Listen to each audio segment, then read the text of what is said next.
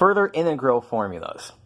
So this section is a pretty short section. It's a bit of a hodgepodge, just that we're just going to throw together lots of different formulas to kind of wrap up chapter 5 on integration that just don't belong anywhere else. So the first thing we're going to do is that we're going to look at inverse trig functions. So here are some derivatives that we should recall back from chapter 3. The derivative of arcsine is 1 over the square root of 1 minus x squared.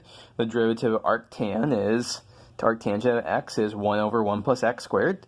The derivative of arcsecant x is 1 over the absolute value of x times the square root of x squared minus 1.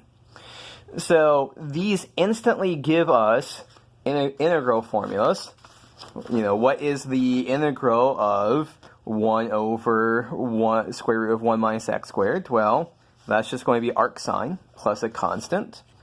The integral of 1 over x squared plus 1 is going to be arctangent plus a constant, and we have the final formula here for arcsecant here. So this is all this is doing is saying, well, we know these derivative formulas for the inverse trig function, so these are the corresponding integral formulas.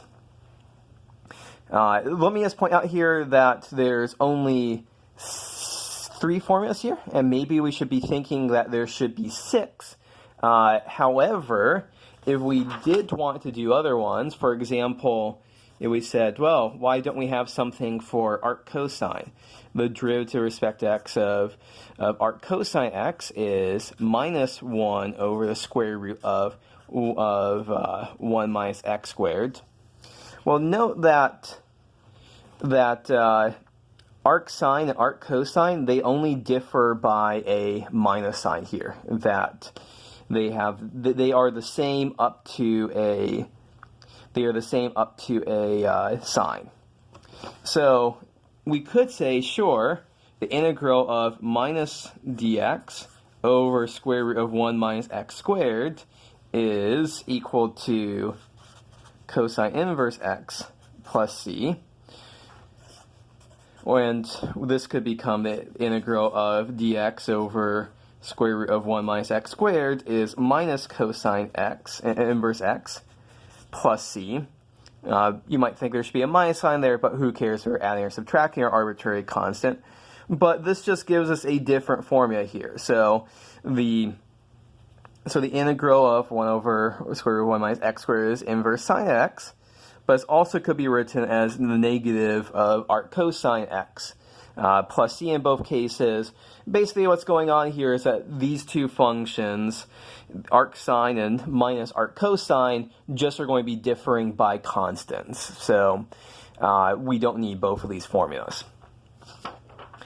Okay, so that's an intro to what we're doing here. Let's use these formulas to do a handful of examples. So these are written in terms of antiderivatives, indefinite integrals, but let's do some definite integrals now. So suppose that I ask about what is the integral from 0 to 1 of 1 over x squared plus 1. So we can tell, okay, 1 over x squared plus 1, this is going to be arctangent. And we're going to plug in 0 and 1. And so what is going on here? We end up with arctangent of 1 minus arctangent of 0. And a bit of thought says that arctangent of 1 is pi over 4. Arctangent of 0 is 0. So our answer here is pi over 4. So that is a pretty straightforward example using our formulas from the previous slide. Let's do a couple of examples that actually use substitution alongside of the formulas that we just discussed. So now let's say we are integrating from root 2 over 2 to 1. So what are we integrating? dx over x times square root of 4x squared minus 1. So as soon as we see this, there's a couple of things that we should be noticing. Number one is that this looks pretty similar to this formula here. So we got x times the square root of something that looks like x squared minus 1 in the denominator. That's what's going on here. There's an absolute value on this x.